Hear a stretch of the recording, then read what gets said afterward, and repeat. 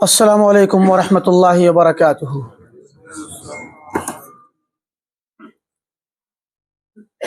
بسم اللہ الرحمن الرحیم۔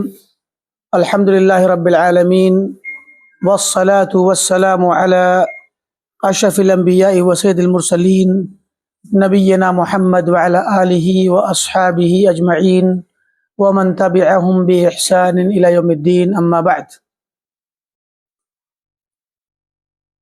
قال الامام ابن بطہ العکبری رحمہ اللہ تعالی فی کتابہ الابانہ، يقول بسنده عن نبی ہریرہ رضی اللہ عنہ ان رسول اللہ صلی اللہ علیہ وسلم قال من دعا الى الهدى كان له من الاجر مثل اجور من تبعه لا ينقص ذلك من اجورهم شيئا۔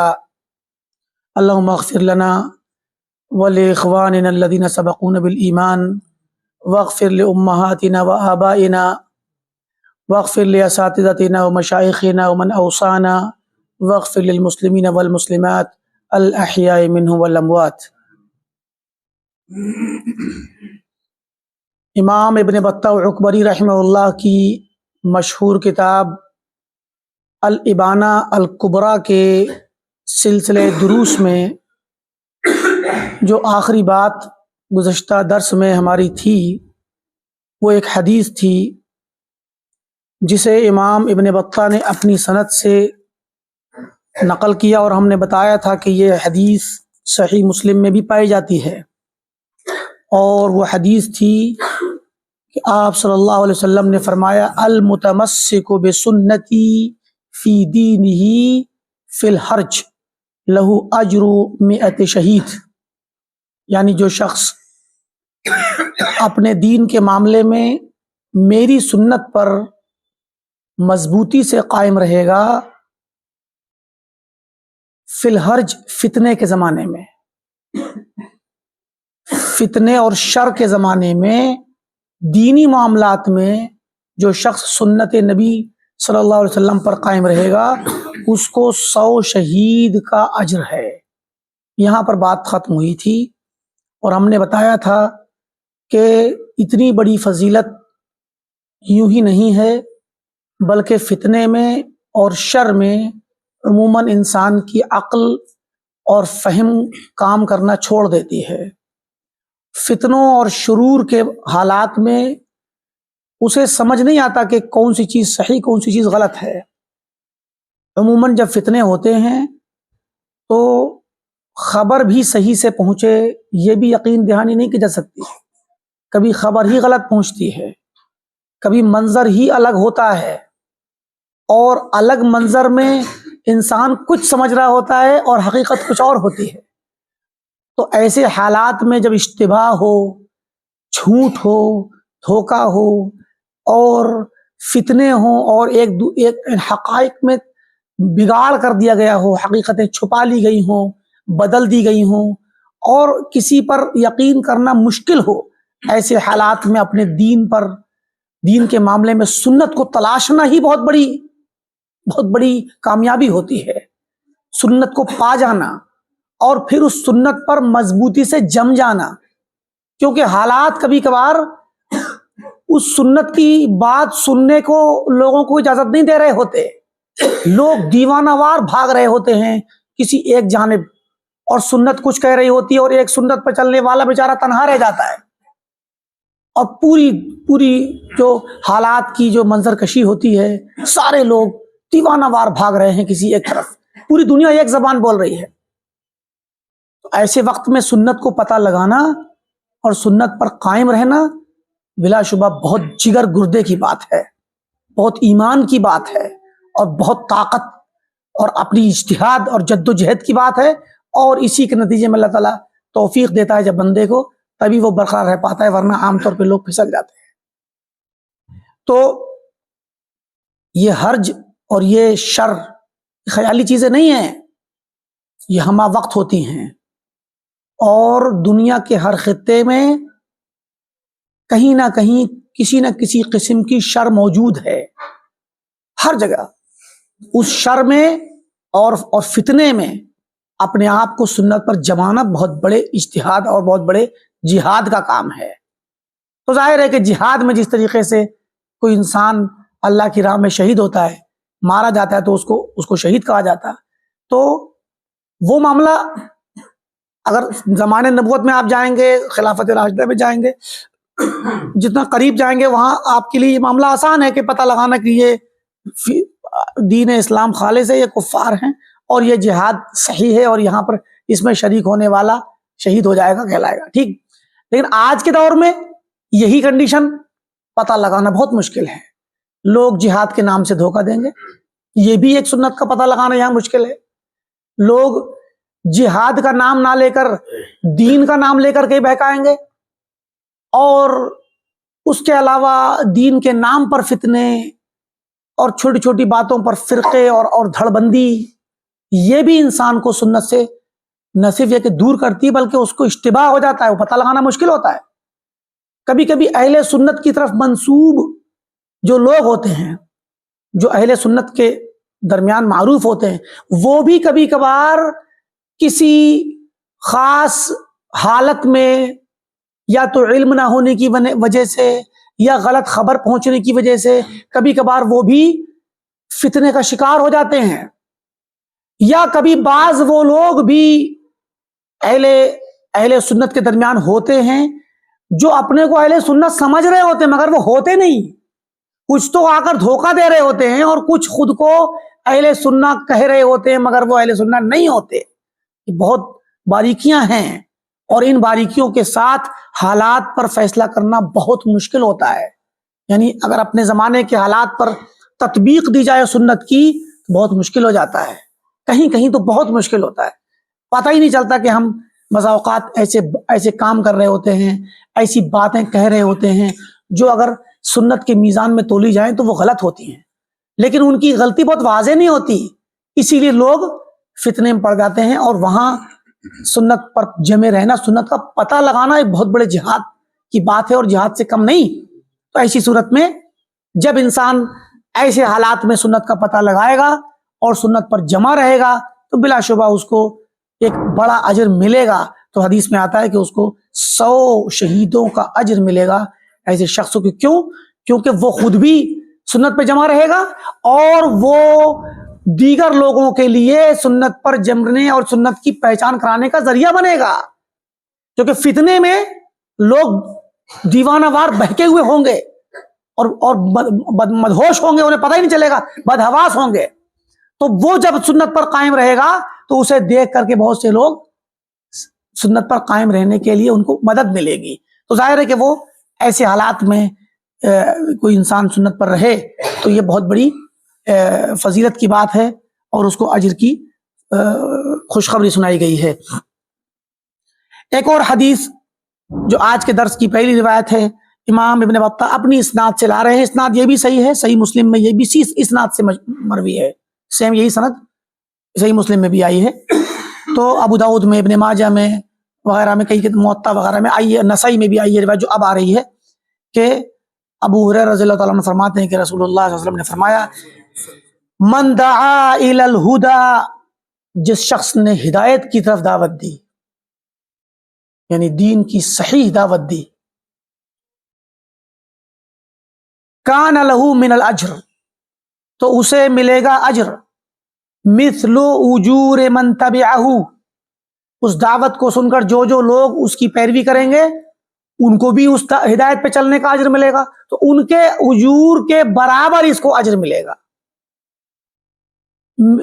لا ينقص ذلك من اجورهم شیئا، اور اس کو اجر ملنے سے ان کے اجر میں کوئی کمی نہیں آئے گی۔ جو لوگ عمل کریں گے وہ اپنے طور پر پورا اجر پائیں گے، مگر اللہ تعالیٰ اپنے فضل سے ان کے اجر کے برابر اس کو بھی دے گا، کیونکہ اس نے دعوت دی تھی، اس شخص نے ان کو بتلایا تھا، انہیں رہنمائی کی تھی۔ اور اس کے برعکس ومن دعا الی ضلالہ، جو شخص کسی گمراہی کی طرف دعوت دے گا، کان علیہ من الاثم، اس پر تو گناہ ہوگا اپنا بھی، اور مثل آثام من تبعہ، اس کی بات ماننے والوں کے بھی گناہ، جتنے ان کو گناہ لگیں گے ان کے برابر اس کو بھی گناہ لگے گا۔ لا ينقص ذلك من آثامهم شيئا، اور اس سے ان لوگوں کے گناہوں میں کمی نہیں آئے گی، بالکل سیم۔ اس لیے یہ بہت ہی حساس مسئلہ ہے۔ امام ابن بطہ رحمہ اللہ ان نصوص کے ذریعے ہمیں ایک منہج دے رہے ہیں، ہمیں ایک طریقہ دے رہے ہیں کہ ہم اپنے دین کے معاملے میں بہت محتاط رہیں۔ آپ دیکھیں یہ دونوں روایتوں کو جوڑ دیں تو آپ کتنا ایک بہترین مفہوم نکلتا ہے کہ ایک تو یہ کہ انسان متمسک ہو اپنے دین میں، سنت پر جمع ہوا ہو، پھر اسی سنت کی طرف دعوت بھی دے، تو خود جمع رہے گا تو 100 شہید کے برابر اجر پائے گا، خاص کر فتنے کے حالات میں۔ اور جب ان حالات میں وہ لوگوں کو صحیح سنت کی طرف بلائے گا، ہدایت کی طرف، تو پھر جو شخص اس کی بات مان کر کے ہدایت پر چلنے لگے گا تو ظاہر ہے کہ وہ بھی انہی حالات میں 100 شہید کے برابر اجر پائیں گے، تو اس کو ان تمام لوگوں کا اجر ان کے برابر اس کو ملے گا۔ اور ایسے ہی جو شخص فتنے کے دور میں اگر سنت کو نہیں جان پاتا ہے یا جانتا ہے تو پھر جان بوجھ کر بدعت کی طرف جاتا ہے، تو ظاہر ہے کہ بدعت کی طرف اگر جائے گا تو گنہگار ہوگا، اور اس کی طرف دعوت دے گا بدعت و ضلالت و گمراہی کی طرف، تو بھی اس کو اسی طرح سے گناہ ہوگا جیسے کہ دیگر لوگوں کو ہوگا، اور ان کے برابر بھی اس کو مزید گناہ ملے گا۔ تو یہ منہج کے متعلق حساس رہنے کی ضرورت ہے، اس میں اپنے دین کے متعلق حساس رہے انسان۔ اور سب سے بڑی چیز جو ہوتی ہے دین اور منہج کے معاملے میں، انسان جلد باز نہ ہو، جلد بازی نہ کرے کسی معاملے میں، خاص کر اب چاہے وہ پرانے منسوس علیہ مسائل ہوں، انسان سیکھے ان کو، اور نہیں آتا تو منع کر دے کہ مجھے یاد نہیں، مجھے پتہ نہیں، میرے علم میں نہیں، اللہ عالم، ایسے منع کر دے۔ اس میں کوئی عیب نہیں، کوئی نقص، کسی طرح کی کوئی خامی ہے ہی نہیں اس میں۔ یہ تو فضیلت ہے کہ آدمی اپنے اوپر ذمہ داری نہیں لینا چاہتا اور سامنے والے گمراہ ہونے سے بچاتا ہے اور خود بھی غلط بات کرنے سے بچتا ہے۔ اس لیے یہ فضیلت ہے، اور اس ادب کو سیکھنا چاہیے سب کو، مطلب عالم کو بھی اور متعلم کو بھی، سب کو، کہ اگر جس چیز کا علم نہیں ہے اس سے انسان اعتذار کرے، بتائے کہ یہ چیز میرے علم میں نہیں ہے، تاکہ خود بھی غلط چیز میں نہ پڑے اور اس کی وجہ سے دوسرے لوگ بھی غلط راہ پہ نہ جائیں۔ تو ایک تو یہ ہے کہ جو پرانے منسوس علیہ مسائل ہیں، خاص کر وہ مسائل اور وہ حالات جنہیں ہم نوازل کہتے ہیں، جنہیں فتنہ بھی کہا جاتا ہے، نئے حالات اگر شر والے ہوتے ہیں، نوازل تو نئے واقعات، نئے مسائل کو کہا جاتا ہے۔ تو نئے مسئلے میں جس کی پیچھے کوئی وہ نہیں تھی، مسئلہ نیا ہے، اس کا حکم تلاشنا ہے، تو ایسے مسائل میں فوراً کے فوراً انسان رائے نہ دے جلد بازی میں۔ تو اب ایک تو اس چیز سے بچے، اور اس کے بعد وہ مسائل جو نوازل سے بھی زیادہ خطرناک ہیں۔ اب نوازل تو یہ ہوتے ہیں کہ مثلا کوئی نیا مسئلہ ہے، نئی شکل آئی ہے مارکیٹ میں، کاروبار کی، لین دین کی، کوئی بھی معاملہ نیا آ گیا، یا کسی بھی فیلڈ میں، طب میں اور علاج کے معاملے میں کوئی نئی چیز آ گئی، بہت سی چیزیں ہوتی ہیں۔ تو اب وہ نئی چیز کو پتہ لگانا، یہ نوازل ہوتی ہے، اس میں حکم لانا ایک مسئلہ ہوتا ہے، تو اہل علم اس میں غور کرتے ہیں، تدبر کرتے ہیں، اور اس میں اپنا فیصلہ سنانے میں اجتہاد سے کام لیتے ہیں۔ تو جلد بازی نہ کرے ان میں بھی۔ اور کچھ نئے مسائل ایسے ہوتے ہیں جو دیکھنے میں تو نئے ہیں لیکن فتنے کی وجہ سے، حالات کی وجہ سے وہ گڑبڑ ہوئے پڑے ہیں، جبکہ حقیقت میں اس کے معاملے میں پتہ لگانا مشکل نہیں ہے، کیونکہ ان کو اگر آپ لوٹائیں گے سنت نبوی پہ تو آپ کے سامنے حق واضح ہو جائے گا۔ لیکن کبھی کبھی جلدی میں نہیں ہوتا ہے، اور خاص کر آج کے دور میں جبکہ میڈیا کا دور ہے، اور اس کو بند کر دیں، میڈیا کا دور ہے، اور یہ سوشل میڈیا کا، خاص کر میڈیا سے زیادہ سوشل میڈیا میں بھی گمراہی، دونوں طرف گمراہی، غلط بات۔ تو اب سوشل میڈیا کے ذریعے یا میڈیا کے دیگر ذرائع کے ذریعے انسان تک کوئی معلومات پہنچتی ہے۔ آج کا انسان، آج کا نوجوان کیا کرتا ہے، معلومات پہنچی، بس اس کو سمجھ لیا کہ یہی سب کچھ صحیح ہے، اور فوراً اس کو فارورڈ کر دیا، یا اس کو اپنا اعتقاد بنا لیا اور اسی کی تصدیق کر دی، اور اس کے ذریعے دیگر لوگوں کو اس کی وہ خبر پہنچانا شروع کر دی یا تلقین کرنا شروع کر دی۔ کبھی کبھی بسا اوقات ایسی باتیں آتی ہیں جو حق کی شکل میں آتی ہیں لیکن وہ حق نہیں ہوتی ہیں. تو جھوٹ سے اور ملاوٹ سے پاک کرنا ضروری ہوتا ہے، تثبت ضروری ہوتا ہے، اور ساتھ میں جلد بازی میں کوئی فیصلہ نہ سنائیں. حالات کا جب تغیر ہوتا ہے، حالات تبدیل ہوتے ہیں، کہیں کے بھی کسی بھی جگہ کے کسی بھی شکل کے دینی حالات ہوں، سیاسی حالات ہوں، سماجی حالات ہوں، جب تبدیل ہوتے ہیں تو فوراً اپنی رائے نہیں دینا چاہیے. کیوں؟ کیونکہ پتہ نہیں ابھی آگے حقیقت کیا نکل کے آئے، اور آپ اپنی رائے دے دیں گے تو پتہ لگا غلط رائے آپ نے دے دی. کیوں؟ کیونکہ آپ کو غلط معلومات پہنچی تھی یا ناقص معلومات پہنچی تھی اور آپ نے غلط رائے دے دی، اور آپ کی وجہ سے جو بہت سے لوگ آپ پر اعتماد کر کے رائے لے گئے اور عمل کرنے لگ گئے، تو وہ چیز کیا ہوگی؟ آپ کو بعد میں پچھتاوا ہوگا، یا اگر پچھتاوا نہیں ہوا تو کم سے کم اگر آپ کو علم ہی نہیں ہوا تو حقیقت چونکہ خلاف ہے تو بہت سے لوگ اس میں گمراہی کا شکار رہیں گے. تو یہ بہت ضروری ہے منہج کے معاملے میں، دین کے معاملے میں انسان بہت ہی محتاط رہے. ضروری نہیں ہے کہ آپ کی اپنی رائے ہو ہر مسئلے میں. ہر مسئلے میں آپ بولیں، چاہے وہ آپ عالم ہوں یا متعلم ہوں یا کسی سماجی پلیٹ فارم پہ، ضروری نہیں ہے کہ آپ جو ہے ہر مسئلے میں رائے دیں. کیوں دیں بھائی؟ کس نے آپ پہ فرض کیا ہے؟ کیوں؟ اگر آپ اپنے دین کے لیے محتاط ہیں تو آپ کو ہر مسئلے میں رائے دینے سے بچنا چاہیے. ہاں، آپ رائے تب دیں جب آپ کے پاس علم آ جائے، تحقیق آ جائے، اور آپ اس بات کے اہل ہوں کہ لوگ آپ سے پوچھتے ہیں یا آپ لوگوں کو رہنمائی کرتے ہیں دین کے معاملے میں، اور پھر آپ سے لوگ پوچھتے ہیں تو ٹھیک ہے آپ وہاں رائے دے دیں. مگر کب؟ جب آپ کے پاس علم آ جائے. ورنہ جلد بازی میں کم علم کے ساتھ اگر آپ رائے دیں گے تو بسا اوقات صحیح بھی ہوگی اور کبھی اور غلط بھی ہو سکتی ہے. اس لیے ضروری ہے کہ دین کے معاملے میں احتیاط کیا جائے. آگے کی روایت آ رہی ہے، یہ بھی روایت صحیح ہے، اور یہ تو بخاری کی اور دیگر کتابوں کی حدیث ہے. بخاری میں یہ کتاب اور مسلم میں بھی ہے، اور بھی لوگوں کے یہاں ابن ابی عاصم وغیرہ کے یہاں موجود ہے. جو آ رہی ہے آگے مشہور روایت ہے، اپنی اسناد سے امام بن بطہ پیش کر رہے ہیں کہ عن القاسم بن محمد عن عائشة رضی اللہ تعالی عنہا قالت قال رسول اللہ صلی اللہ علیہ وسلم من فعل فی امرنا ما لا يجوز فهو رد ومن طریق من عمل عملا ليس علیہ امرنا فهو رد. تو مشہور روایت ہے کہ آپ نے فرمایا جس شخص نے، تھوڑا لفظ نیا ہے اس کے پہلے والے روایت میں، کہ من فعل، جس نے کوئی فعل کیا، کوئی کام کیا، فی امرنا، ہمارے امر میں، ہمارے دین میں، ہمارے دین میں کوئی کام کیا، ما لا یجوز، ایسا کام کیا جو جائز نہیں.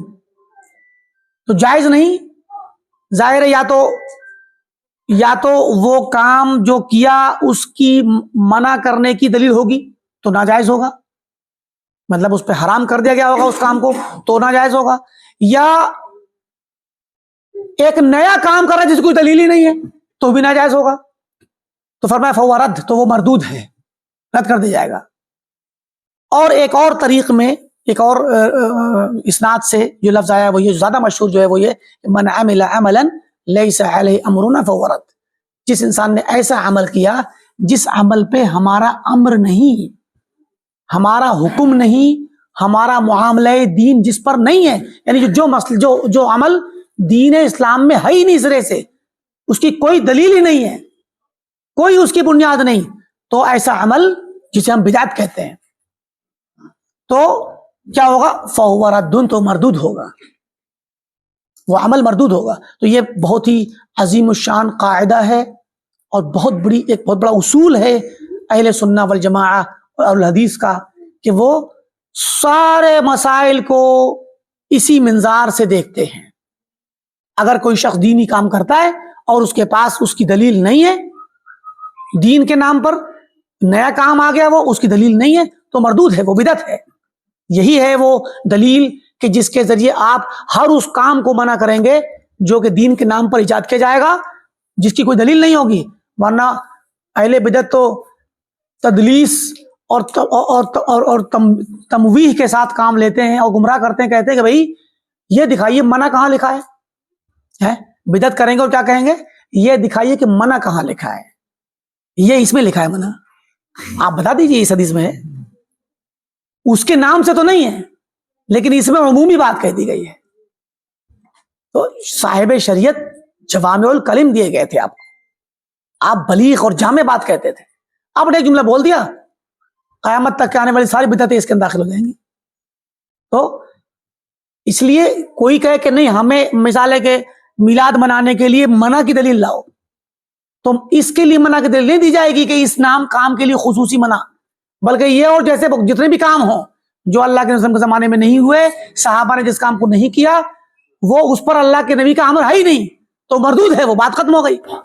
دلیل لائیے آپ، دلیل تو آپ کو دینی ہے، ہم کیوں دیں گے؟ ہمارے پاس دلیل موجود ہے، ہمارے پاس دلیل موجود ہے کہ جس نے ایسا کام کیا جس پر کوئی امر نہیں، تو ہمارا دعویٰ ہے کہ یہ اس پر کوئی امر نہیں ہے. اب آپ دعویٰ آپ ثابت کیجئے، آپ کے جو ہے آپ کہتے ہیں کہ صحیح ہے تو آپ ثابت کیجئے، ہم کہتے ہیں مردود ہے، یہ ہمارے پاس دلیل موجود ہے. یہ اس طریقے سے آپ ان کے اس چال بازی سے بچ سکتے ہیں. اسی طریقے سے ایک اور روایت آ رہی ہے، یہ بھی صحیح مسلم کی روایت ہے اور ابن ابی عاصم، ابن ماجہ اور بیہقی وغیرہ کے ہاں ہے، اور حدیث صحیح ہے اور صحیح مسلم کی بھی ہے.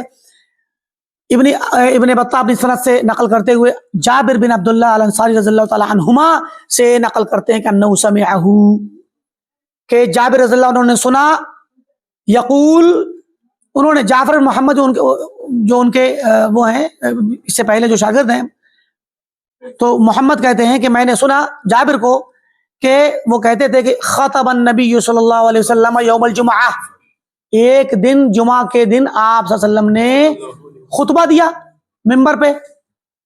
تو کیا ہوا؟ یحمد اللہ و یثنی علیہ، اللہ تعالیٰ کی حمد و ثنا آپ نے کی، خطبہ مسنونہ میں حمد و ثنا کرتے تھے.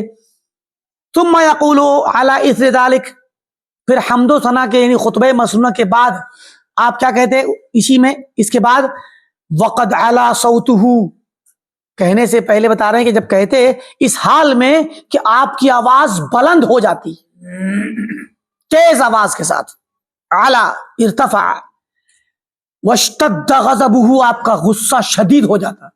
حالانکہ غصہ کسی نے دلایا نہیں ہے، مگر جو بات کہنی ہے لوگوں کے دلوں میں بٹھانے کے لیے آپ شدید غصے کی حالت میں آ جاتے، آواز آپ کی بلند ہو جاتی. واحمرت عینا وجنتا، آپ کی آنکھیں لال ہو جاتی تھی. کأنہ منذر جیش، جیسے کہ آپ کسی لشکر اور فوج سے ڈرانے والے ہیں. مطلب عربوں میں یہ طریقہ تھا جب، کیونکہ کبھی بھی کوئی کسی پہ حملہ کر دیتا تھا زمانے جاہلیت میں، تو اب اگر کسی شخص نے دیکھا کہ ایک دشمن کی فوج آ رہی ہے، جیش آ رہا ہے اور ہماری طرف پڑ رہا ہے، تو وہ دور سے کہیں کوئی جاسوس وغیرہ ہوتے تھے اسے طاق لگائے ہوئے لوگ، تو وہ یا کوئی بھی شخص عام آدمی وہ سن کر کے یا دیکھ کر کے تیزی سے بھاگتا تھا، ہانپتا کانپتا کسی ٹیلے پہ چڑھتا اور زور سے آواز لگاتا. تو وہ جس طرح چیخ کر کے بولتا ہے لوگوں کو یقین دلانے کے لیے، تو وہاں پر وہ پیار سے نہیں بولتا، اس کو زور سے بولنا ہوگا. جب وہ موت سے ڈرائے گا، ہلاکت سے ڈرائے گا، تو وہاں پر ہلاکت سے ڈرانے والا انسان محبت سے ٹھہر کے نہیں بولتا، کانپے گا، شدید غصے میں ہوگا اور زور شور سے بول رہا ہوگا، اس کی آنکھیں اس کا چہرہ بدلا ہوا ہوگا. تو فرمایا کأنہ منذر جیش، جیسا کہ لگتا تھا گویا کہ آپ کسی ہمیں جو ڈرا رہے ہیں اسی کی طرح جیسے کہ زمانے جاہلیت میں لوگ ڈراتے تھے کہ کسی لشکر کے خوف سے ڈرا رہے ہیں آپ، کسی جیش کے. یقول سبحکم و مساکم، جو آدمی ڈراتا کہتا تھا کہ لوگوں سبحکم الجیش، یعنی دشمن کی فوج نے صبح تمہیں حملہ کرنے والی صبح میں، یا مساکم، یا شام کو حملہ ہو جائے گا، تیار ہو جاؤ. تو وہ جو ڈراتا تھا لوگوں کو تیار کرنے کے لیے تاکہ تیار رہیں اور بچنے کا راستہ نکالیں، دفاع کا راستہ نکالیں. تو آپ اس طریقے سے شدید غصے کی حالت میں اور بلند ترین آواز میں آپ بولتے تھے. کیا کہتے تھے؟ یہ بات جو اب آگے آ رہی ہے، آپ بتاتے تھے، کہتے تھے کہ بعثت انا والساعۃ کہاتین، ایسے کر کے نشان لیا آپ نے، بعثت انا والساعۃ کہاتین، مجھے بھیجا گیا ہے، اللہ نے مجھے بھیجا اور قیامت ہم دونوں ایسے ہیں. فرماتے ہیں کہ وہ اشارہ باصبعیہ الوسطی، بیچ والی انگلی، دو انگلیوں سے اشارہ کیا، وسطی بیچ والی، واللتی تلی الابہام، اور وہ جو ابہام یعنی انگوٹھے کے برابر میں ہے یہ والی، ان دونوں سے آپ نے اشارہ کیا کہ آپ ایسے اشارہ کرتے کہ بعثت انا والساعۃ کہاتین، لوگوں میں بھیجا گیا اور قیامت ہم دونوں ایسے ہیں، یعنی میرے بعد اب قیامت ہی آنی ہے، کوئی اور کسی نبی کا انتظار نہ کرو. تو پھر فرماتے آپ، تو یہ ساری باتیں آپ اسی شدید غصے کے عالم میں اور بلند آواز میں فرما رہے ہوتے تھے کہ فرماتے ان افضل الحدیث کتاب اللہ، سب سے بہتر فضیلت والی کتاب، فضیلت والی بات اللہ کی کتاب ہے، سب سے زیادہ فضل والی بات جس میں فضیلت ہے، جس میں اللہ تعالیٰ کا انعام و اکرام ہے، وہ اللہ کی کتاب ہے۔ وخیر الہدی ہدی محمد صلی اللہ علیہ وسلم، اور سب سے بہتر ہدی کہتے ہیں طریقہ، سیرت، سب سے بہتر طریقہ اور سیرت محمد صلی اللہ علیہ وسلم کی سیرت ہے۔ وشر الامور محدثاتها، اور سب سے بدترین معاملات نئے نئے معاملات ہیں، یعنی جو دین میں نہ ہو، قرآن میں اور سنت نبوی میں نہ ہو، تو وہ دین کے نام پر جب آئے تو شر الامور ہیں، وہ سب سے بدترین۔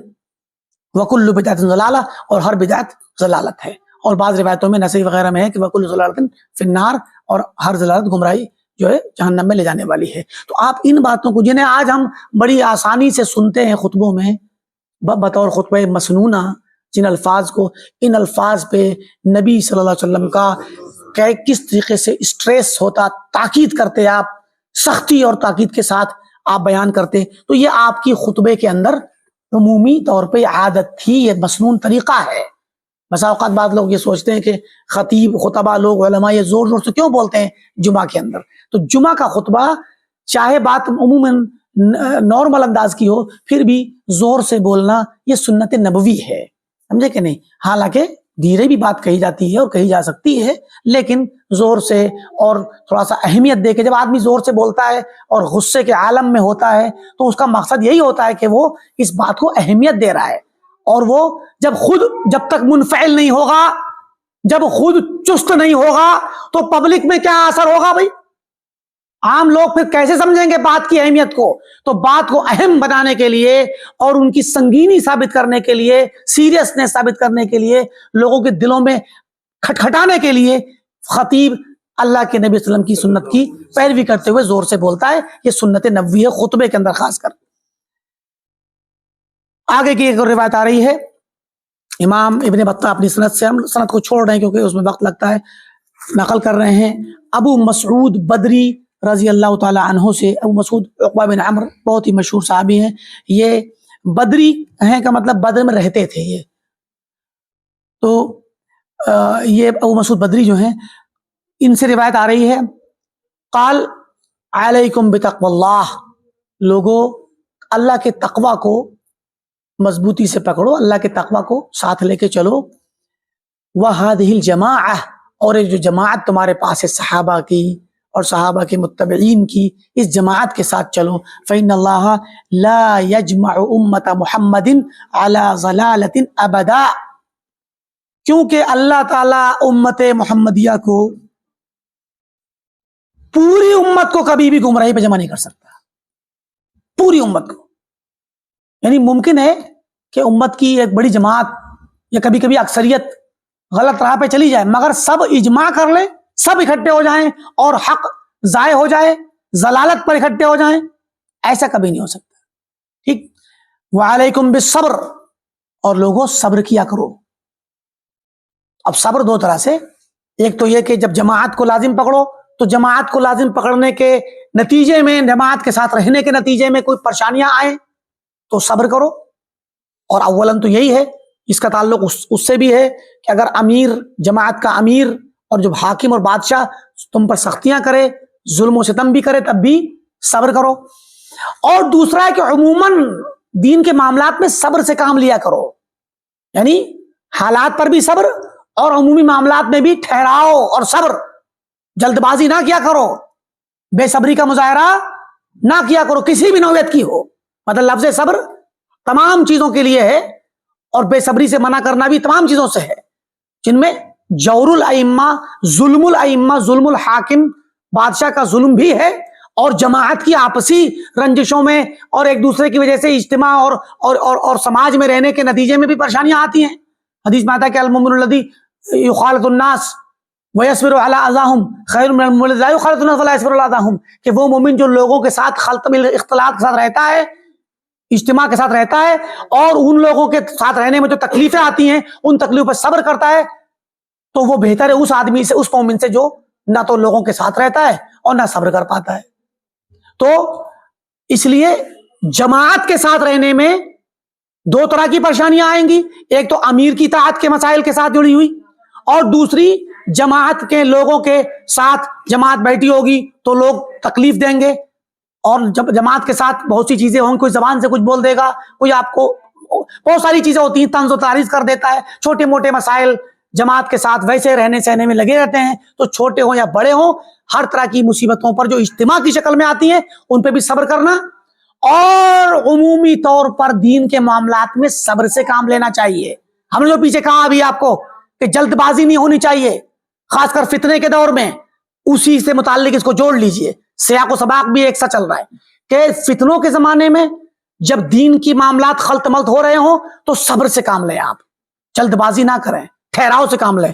حتی یستریح برن, یہاں تک کہ نیک انسان, برن کے معنی نیک, نیک انسان آرام کر لے, آرام سے ہو جائے. او یستراح من فاجر, یا کسی فاجر سے آرام مل جائے, تب تک کے لیے صبر کرو. کیا حالات جب ٹھہر جائیں تب تک کے لیے کچھ بولو نہیں. ابھی اتفاق دیکھیں, اہل علم جو راسخ علماء ہوتے ہیں نا, راسخین ان سب کتابوں کو پڑھے ہوئے ہوتے ہیں, اور اہل علم اور اہل سنت کے منہج پر مضبوطی سے قائم ہوتے ہیں, ان کی زبان سے یہ الفاظ نکلتے ہیں. ابھی گزشتہ ہفتے میں جو نیا منظرنامہ اسلامی دنیا میں اور شام کے اندر جو نئی الٹ پلٹ ہوئی ہے, اس سے بہت سے لوگ ہیں جو خوشیاں منا رہے ہیں, بہت سو نے تقریریں کر ڈالی, بہت سو نے تو اس کو جشن منانے کے لیے بڑے بڑے صفحات کالے کر دیے اور بڑے بڑے ویڈیو بنا ڈالے ہیں. لیکن راسخین کا جملہ کیا نکلا؟ جس وقت خبر آئی کہ تختہ پلٹ گیا یا ظالم بھاگ گیا تو کیا لوگوں نے کیا کہا؟ شیخ محمد بن رمضان حاجری حفظہ اللہ جو یہاں آئے تھے, بڑے راسخین علماء میں سے ہیں, یہ سلفی علماء میں سے جو جن کی طرف رجوع کیا جاتا ہے, ان کے ٹویٹر پہ یہ لفظ آیا حتی یستریح بر او یستراح من فاجر. یہ جملہ انہوں نے لکھا. کیا مطلب ہوا کہ اہل علم اور راسخین جلد باز نہیں ہوتے, وہ فوری طور پہ دکھنے والی چمک دمک سے متاثر ہو کر کے اپنے فیصلے اور اپنے جملے نہیں نکالتے. وہ کہتے ہیں, انہوں نے کیا کہا, حتی یستریح بر او یستراح من فاجر.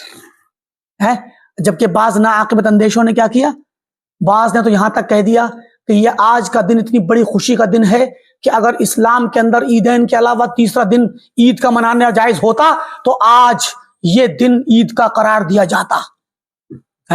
بعض اخوانیت زدہ نام نہاد سلفیوں نے کہا, عدنان عرعور نے کہا, یہ اخوانیت زدہ ہیں, یہ مظاہر تو سلفی دکھاوا کرتے اپنے آپ کو.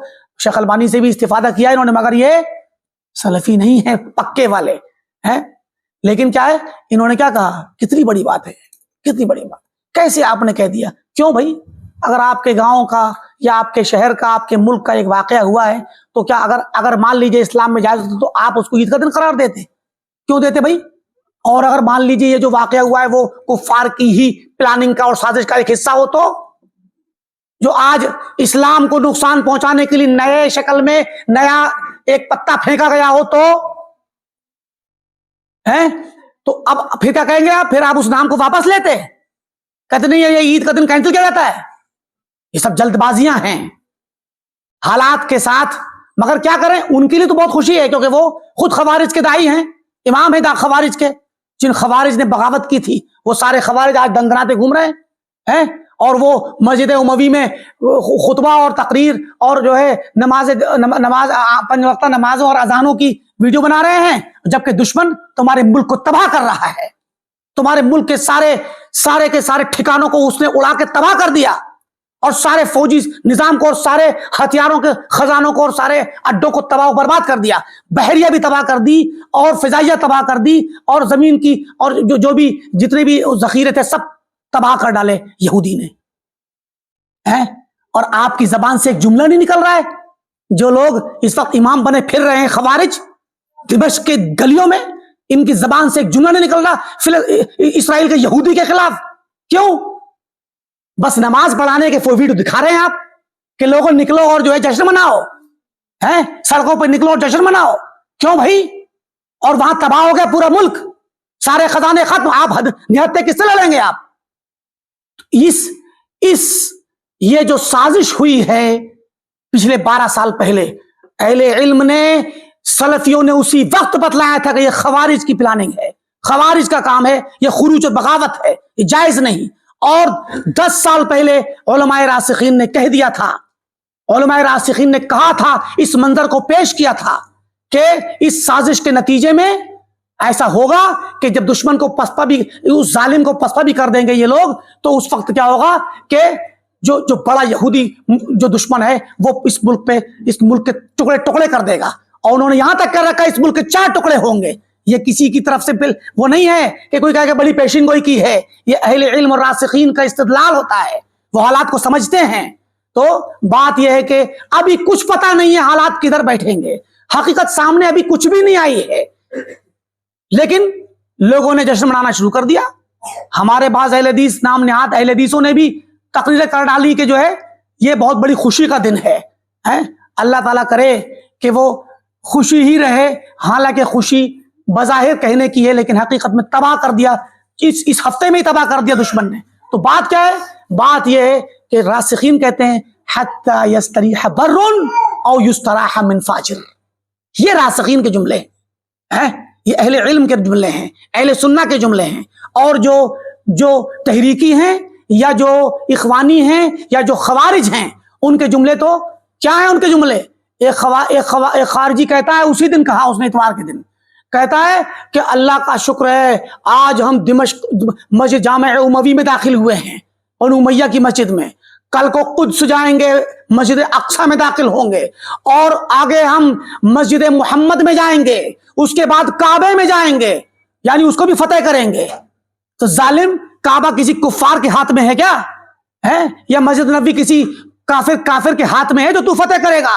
तो ये जालिम खवारिज हैं जो अहले सुन्ना को काफिर करार देते हैं। उसकी नजर में ये अहले सुन्ना, ये सऊदी अरब के उलमा और इस सारे पूरी अवाम और सारी हुकूमत सब काफिर हैं, तभी तो वो जाके फतेह करेगा मस्जिद मोहम्मद को सल्लल्लाहु अलैहि वसल्लम को। तो ये राफिजियों के घोड़े, उनकी सवारियां हैं, ये गधे हैं राफिजियों के, जो उनकी ही बातें करते हैं और इस तरीके से उसको फतेह करने की बात करते हैं। तो मकसद कहने का ये है कि ये अहले इल्म और रासिखीन और जो लोग सुन्नत के मुताबिक चलते हैं, वो जल्दबाजी नहीं करते, जल्दबाजी में फैसला नहीं करते।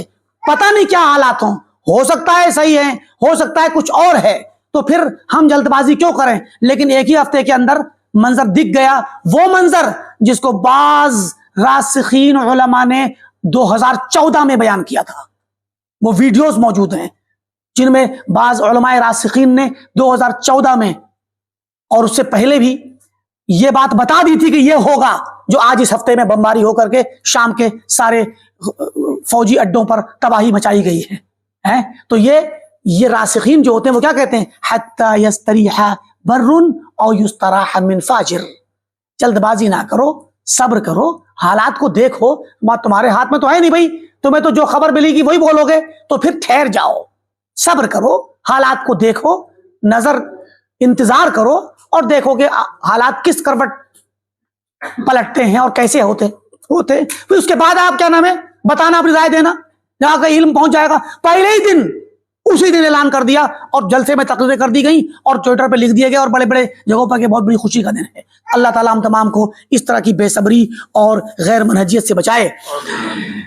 तो आगे की रिवायत बयान कर रहे हैं इमाम इब्न बत्ता रहमहुल्लाह ताला। ये पीछे गुजर चुकी है। अव्वाम बिन हौशब से रिवायत है कि वो सईद बिन जुबैर से नकल करते हैं कि वो आमिल सालिहन सुम्मा इहतदा, यानी कि ये शख्स ने नेक अमल किया और हिदायत पकड़ी, तो हिदायत पकड़ने का मतलब है लज़िमत सुन्ना। ये पीछे गुजर चुकी है रिवायत। आगे की रिवायत जो आ रही है वो आ तो रही है मरफू शक्ल में, लेकिन मरफू शक्ल में सही नहीं है, हदीस ज़ईफ है। कहते हैं अपनी सनद से यूनुस बिन उबैद के वास्ते से अनिल हसन बसरी। अब हसन बसरी कह रहे हैं काला रसूलुल्लाह, तो हसन बसरी तो ताबई है, और वो जब कहेंगे तो ये सहाबी को गिराया, तो सहाबी को नहीं गिराया, बल्कि हो सकता है कि ताबई, तो ये मुरसल है, तो मुरसल रिवायत ज़ईफ होती है। और भी इसके अंदर बाज रावी हैं जो जिनकी वजह से रिवायत ज़ईफ है। तो हदीस क्या आ रही है? عمل قلیل فی سنت خیر، سنت میں رہتے ہوئے، سنت کے طریقے پہ رہتے ہوئے کم عمل کرنا، سنت کے مطابق کرنا اور کم کرنا، مطلب جتنا سنت میں ہے اور سنت کے طریقے پہ رہتے ہوئے کم عمل کرنا، خیر بہتر ہے، من کثیر بہت سارے عمل سے، فی بدعت جو بدعت میں رہتے ہوئے کیا جائے۔ تو بات تو بالکل ٹھیک ہے، اور اس کے مثل ابھی ایک اور بات آئے گی جو ابن مسعود رضی اللہ تعالیٰ عنہ سے آئے گی کہ الاقتصاد فی السنہ احسن من الاجتہاد فی البدعہ، تو وہ ابھی آگے آئے گی۔ تو میننگ تو ٹھیک ہے، اس روایت کا اگرچہ مرفوعاً صحیح نہیں ہے۔ تو اس سے پتہ چلتا ہے کہ بدعتی شخص عمل کرنے میں بہت زیادہ تھکتا ہے، بہت، کیونکہ بدعتی کو مزہ آتا ہے نا، شیطان بھی چھوڑ دیتا ہے آزاد تو بڑا خشوع خضوع رہتا ہے اس کے پاس، تو خوب بدعتیں ہیں، چاہے وہ عمل کرے، صلاۃ بدعتی نمازیں پڑھے بدعت کی شکل کی، یا بدعت کی انداز کے کچھ دیگر کام کرے، اسے بہت مزہ آتا ہے، بہت محنت کرتا ہے وہ، اور کیونکہ اس کو شیطان بھی سہارا دے رہا ہوتا ہے تو اس لیے وہ تھکتا خوب ہے، لیکن اس کی بدعت کی وجہ سے وہ کوئی کام صحیح نہیں ہوتا، قبول نہیں ہوتا اس کا کوئی۔ اور سنت کے راستے پہ رہنے والا انسان اگر سنت پر برقرار رہے تو بہت زیادہ تھکنے کی ضرورت اس کو نہیں ہے، وہ سنت کے مطابق تھوڑا سا عمل کر لے گا تو وہ بہتر ہے بہت سارے تھکنے سے اور بہت سارے عمل سے جو بدعت میں کیے جائیں۔ تو یہ بات صحیح ہے اپنے آپ میں۔ ایک اور روایت آ رہی ہے اسی طرح کی ہے، وہ بھی ضعیف ہے لیکن میننگ اس کا تقریباً ٹھیک ہے۔ انس رضی اللہ تعالیٰ عنہ سے آ رہی ہے کہ قال رسول اللہ صلی اللہ علیہ وسلم لا، یعنی مطلب مرفوعاً تو ظاہر ہے کہ یہ روایت صحیح بالکل بھی نہیں ہے لیکن میننگ ٹھیک ہے۔ شیخ البانی نے بھی ضعیف کہا ہے اس کو جامع صغیر میں۔ تو کیا آ رہی ہے کہ فرمایا کہ لا يقبل قول، قول قبول نہیں ہوگا، زبانی بات، زبانی اقرار قبول نہیں ہوگا، الا بعمل، مگر عمل کے ساتھ۔ یعنی کوئی بندہ ایمان لے آئے، اسلام لے آئے، زبانی اقرار کرے لا الہ الا اللہ محمد رسول اللہ، نہیں قبول ہوگا جب تک عمل نہیں کریں گے، یہ مطلب ہے۔ عمل کرو بھائی، تو خالی زبان سے اقرار کرنا کافی نہیں ہے۔ یہ اہل سنت والجماعہ کا عقیدہ ہے اور ان کا مذہب ہے، ان کا منہج ہے کہ الایمان قول و عمل، ایمان قول و عمل دونوں کا نام ہے، صرف قول کا نہیں۔ تو میں کہ اس پر ہم بہت تفصیل سے بتا چکے ہیں پیچھے گزشتہ سال کے درسوں میں کہ صرف قول قرار دینا یہ مرجیہ کا مذہب ہے، اور اعتقاد کو اور زبان کے قول کو ایمان کہنا اور باقی عمل کو ایمان سے باہر کرنا یہ مرجیہ کا مذہب ہے، جن میں دیوبندی، بریلوی اور ہمارے ہندوستان کے سارے اس بر صغیری مسلمان عام طور پہ یہ سب ماتریدی اور اشعری سب مرجیہ میں ہیں۔ ان کے یہاں پر عمل ایمان میں داخل نہیں ہے، صرف قول ان کے یہاں ہے، زبان کا اور دل کا قول۔ دل کا قول ہوتا ہے اعتقاد۔ فرمایا کہ قول قبول نہیں ہوگا مگر عمل کے ساتھ، کیونکہ ظاہر ہے کہ قرآن میں لما تقولون یا ایھا الذین آمنوا لما تقولون ما لا تفعلون، کہ بھائی آپ وہ بات کیوں کہتے ہو جو کرتے نہیں۔ تو ظاہر ہے کہ آدمی زبان سے کچھ کہے اور اس پر عمل نہ کرے تو قبول نہیں ہوگی بات، وہ کیونکہ وہ بات زبان سے کہنے کے بعد عمل سے تصدیق کرنا ضروری ہے۔ فرمایا ولا يقبل قول وعمل، قول اور عمل دونوں قبول نہیں ہوں گے الا بنیہ، مگر نیت سے۔ جب نیت صحیح ہوگی تبھی تو قبول ہوں گے، یعنی زبان کا اقرار بھی ٹھیک اور ظاہری عمل بھی ٹھیک، دل میں نیت صحیح نہیں ہے تو منافق والا کام ہو گیا کہ نہیں ہو گیا؟ منافق نے اعلان کیا، اقرار کیا، ایمان قبول کیا، اور ظاہری طور پر صلاۃ بھی پڑھتا ہے، منافق نماز بھی پڑھتا ہے، ظاہری عمل کرتا ہے، تو قول اور عمل قبول نہیں ہوگا مگر نیت کے ساتھ، نیت صحیح ہونی چاہیے، اخلاص کے ساتھ ہونی چاہیے، ٹھیک۔ فرمایا ولا يقبل قول وعمل ونیت، قول بھی قبول نہیں ہوگا، عمل بھی قبول نہیں ہوگا، نیت بھی قبول نہیں ہوگی، الا باصابۃ السنہ، مگر سنت کے ساتھ، سنت کو پہنچ کر۔ جب تک سنت کے مطابق نہیں ہوں گے یہ کام، قول بھی سنت کے مطابق ہو، عمل بھی سنت کے مطابق ہو، نیت بھی سنت کے مطابق ہو، تب جا کر کے وہ قول و عمل اور سب مل کر کے قبول ہوں گے۔ اور یہ بات بالکل ٹھیک ہے، گرچہ حدیث کے طور پہ مرفوعاً یہ بات صحیح نہیں ہے، اسناد یعنی مطلب نبی صلی اللہ علیہ وسلم تک منسوب کر کے مرفوعاً حدیث صحیح نہیں ہے، لیکن معنی اس کا بالکل ٹھیک ہے۔ یہ تو اہل سنہ کا اعتقاد ہے اور ان کا منہج ہے۔ آگے جو روایت آ رہی ہے وہ روایت، اس میں امام ابن بطہ فرماتے ہیں، مطلب پیچھے جو روایت گزری صحیح مسلم وغیرہ کی اسی کا ایک ٹکڑا ہے کہ عبداللہ بن مسعود رضی اللہ عنہ فرماتے ہیں انی سمعت رسول اللہ صلی اللہ علیہ وسلم یقول، میں نے سنا آپ صلی اللہ علیہ وسلم کو فرماتے ہوئے کہ شر الامور محدثاتها، سب سے برے معاملات محدث ہیں، نئے نئے معاملات ہیں، ان کل بدعت ضلالہ، بے شک ہر بدعت ضلالت ہے۔ تو یہ بات صحیح ہے اور حدیثوں سے ثابت ہے۔ آگے کی روایت جو آ رہی ہے اس میں وہ بہت مشہور روایت ہے اور بہت صحیح روایت ہے، وہ صحیح مسلم کی ہے اور ابن ابی عاصم وغیرہ کے یہاں بھی ہے، امام احمد کے یہاں بھی ہے، شیخ البانی نے صحیح قرار دیا علی شرط الشیخین، تو ظاہر ہے کہ صحیح مسلم میں ہے تو حدیث تو صحیح ہے۔ فرماتے ہیں کہ سفیان بن عبداللہ الثقفی الطائفی، صحابی بڑے مشہور ہیں، تو سفیان بن عبداللہ الثقفی کہتے ہیں، صحابی ہیں یہ سفیان بن عبداللہ الثقفی، قال قلت یا رسول اللہ، میں نے کہا اللہ کے رسول صلی اللہ علیہ وسلم، قل لی فی الاسلام قولا، اسلام میں مجھے، اسلام کے سلسلے میں، دین کے معاملے میں ایک ایسی بات بتلا دیجئے، لا اسأل عنہ احدا، جس کے جو آپ جب بتا دیں تو اس کے بارے میں پھر اب میں مزید کسی اور سے نہ پوچھوں، مجھے ضرورت نہ پڑے اور پوچھنے کی، اور اسلام پر عمل بھی ہو جائے اور دین کی حفاظت بھی ہو جائے اور میرے لیے کافی بھی ہو جائے۔ ایک جملہ بتا دیجئے، کوئی جامع ترین جملہ کچھ بتا دیجئے، کوئی ایسی بات۔ صحابہ کا طریقہ دیکھیں کتنا پیارا طریقہ تھا، مختصر چاہتے ہیں وہ، ایک قول، ایک بات چاہتے ہیں، اور چاہتے ہیں کہ ایک بات مجھے پتا چل جائے دین کے بارے میں اس کو مضبوطی سے پکڑ لوں، اس پہ عمل کروں اور کامیاب ہوں۔ زیادہ مجھے بہت زیادہ بوجھ نہیں چاہیے، بہت زیادہ تفصیل نہیں چاہیے مجھ کو۔ اب دیکھیں صحابہ کا منہج یہاں کیا ہے، صحابہ اصل میں دین پر عمل کرنے کے مشتاق ہیں، ان کا شوق اور ان کا جذبہ دین کو اپنی زندگی میں اپلائی کرنے کا ہے، خالی سن کے اتار کے دینے کا اور مزہ لینے کا نہیں ہے۔ ہمارے یہاں کا ماحول تو آج کا بڑے عجیب بن گیا ہے بھائی، لمبے لمبے پروگرام، لمبی لمبی تقریریں، جلسے اور کانفرنسیں، محاضرات بڑے بڑے، اور انسان سنتا ہے اور سننے کے بعد اس کو جب پروگرام ہال سے گیا یا کانفرنس ہال سے نکلا تو وہ وہیں چھوڑ کے چلا گیا، باقی اسے کوئی مطلب ہی نہیں ہے۔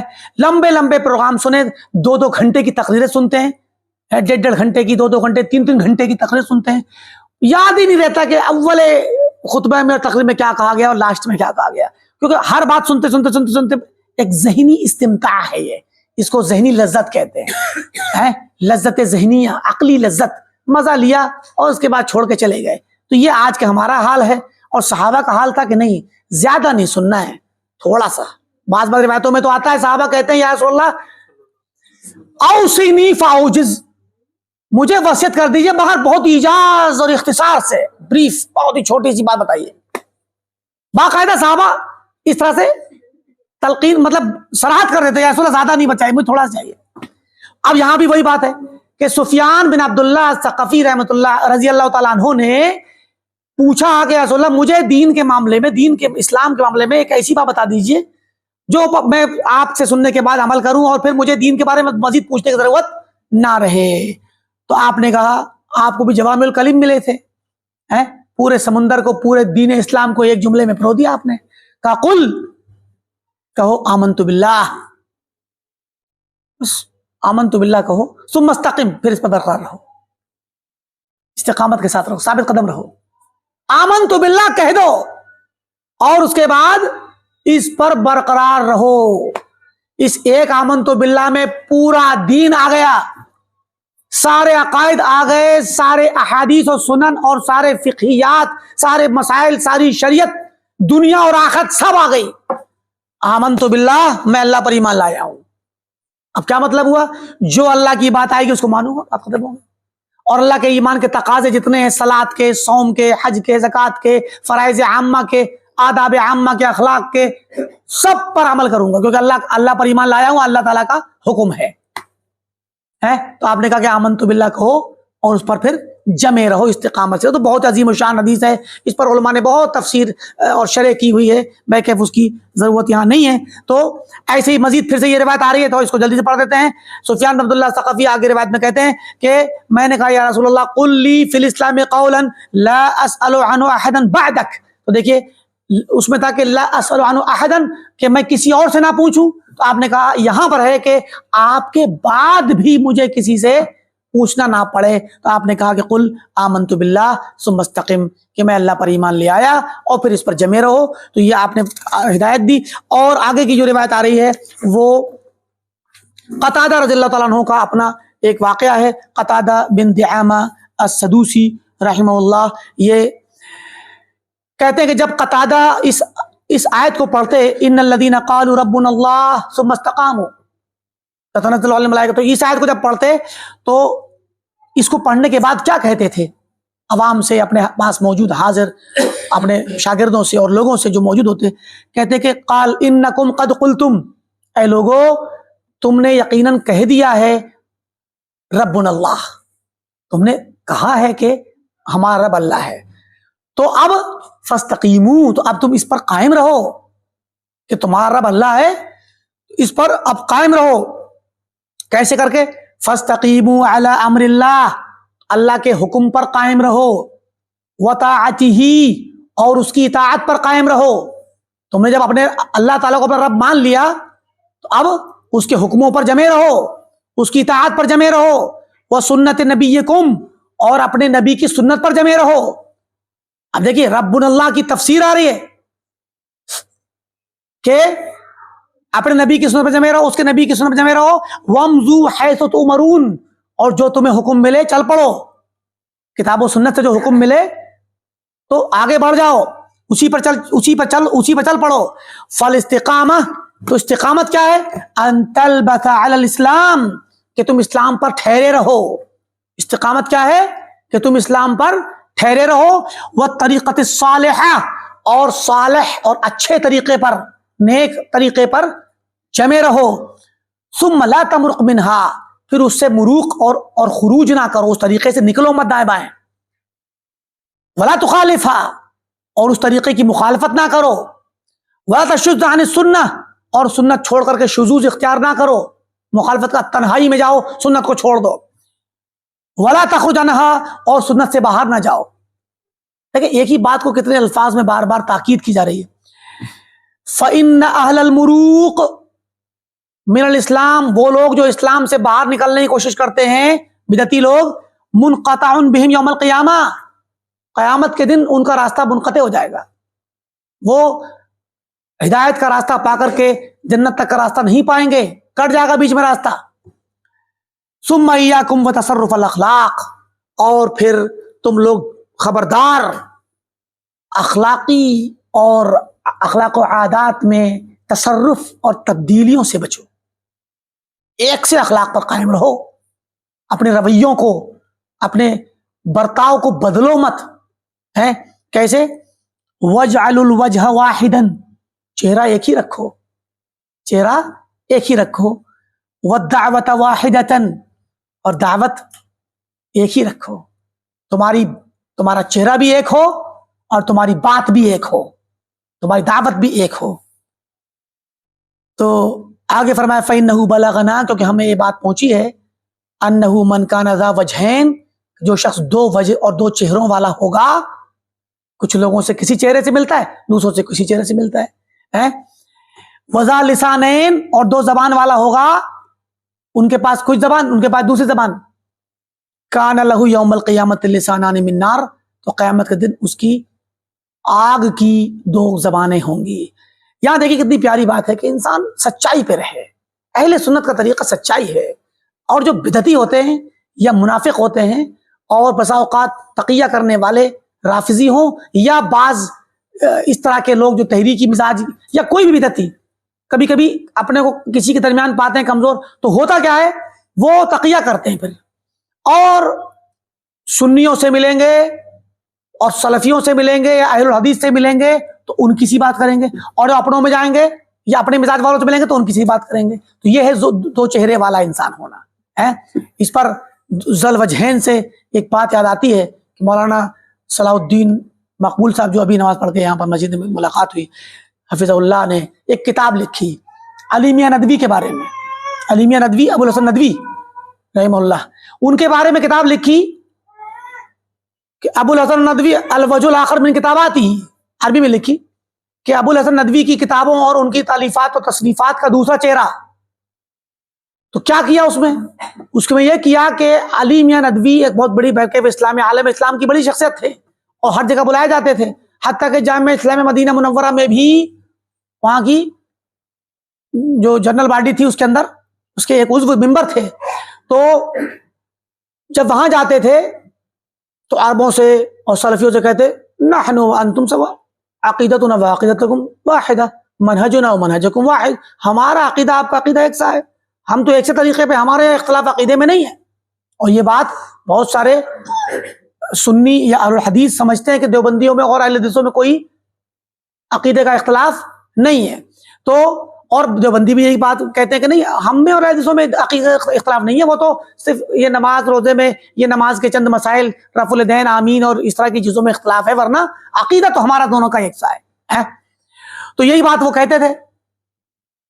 تو اس زمانے میں مولانا احسان علی ظہیر نے کھڑے ہو کر کہہ دیا تھا کہ مولانا جامعہ اسلامیہ کی مسجد میں کہہ دیا تھا کہ مولانا آپ جو بات کہہ رہے ہیں یہاں پر عربی زبان میں، کیا یہی بات ہندوستان میں جا کر کہیں گے اپنے ندوہ میں جا کر کے؟ کیا یہ بات آپ کہہ سکتے ہیں؟ تو بیکیف انہوں نے تو وہاں پر بول دیا تھا. اب ہوا کیا، وہ کرتے کیا تھے؟ کرتے یہ تھے کہ اردو میں بہت سی کتابیں ان کی ہیں، تو اردو میں جو کتاب لکھی اس کو عام طور پہ پھر ترجمہ کر کے اس کو عربی میں شائع کرتے تھے. عربی زبان بہت اچھی تھی ان کی، سلیس ادیبانہ زبان تھی. تو کیا ہوتا تھا کہ عربی زبان جب ترجمہ کرتے تھے تو عربی میں ترجمہ کر کے عرب لوگوں کو سامنے پیش کرنے کے لیے صرف وہ باتیں نکال کے ترجمہ کرتے تھے جو ان کے مطابق صحیح ہوں، اور جو یہاں کے ماحول کے مطابق تھیں اور ان کے یہاں اگر پیش کی جائیں تو غلط تھیں، ان کو پیش نہیں کرتے تھے. صوفیانہ باتیں اور ان کی اپنی تصوفانہ جو بدعتیں ہیں ان سب کو اردو میں چھوڑ دیتے تھے. تو مولانا صلاح الدین صاحب نے کیا کیا، ان باتوں کو بتایا اس کتاب کو لکھ کر کے کہ مولانا نے یہ بات یہاں ایسے کہی ہے اور اس کتاب میں یہاں یہ بھی کہہ رکھا ہے، اور اس کا ترجمہ عربی میں نہیں کیا. سمجھے کہ نہیں؟ تو بہرکیف یہ اس طرح سے انہوں نے یہ کتاب لکھی اور وہ کتاب چھپی، آج بھی موجود ہے. تو مقصد کیا ہے؟ ذو الوجہین جو انسان ہوتا ہے تو یہی ہے کہ بھائی دوسرے سے مل رہے ہیں آپ ان کے طریقے سے اور اپنوں میں ہیں آپ اپنے طریقے سے، تو یہ صحیح نہیں. آپ ایک طریقہ اختیار کیجئے، کھلم کھلا آئیے نا سامنے، کیوں نہیں آنا چاہتے آپ؟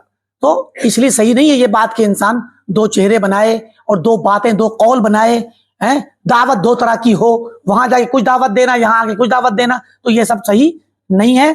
بلکہ انسان کو واضح اور صریح رہنا چاہیے اپنے دین کے معاملے میں. آگے کی جو روایت آ رہی ہے وہ ایک روایت اور پڑھتے ہیں.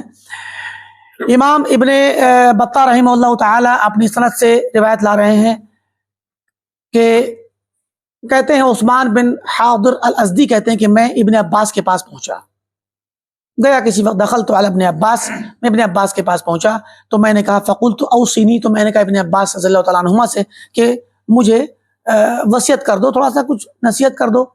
فقال علیک بالاستقامہ، علیک بالاستقامہ، استقامت پر رہو، یعنی مطلب دین پر جمے رہو.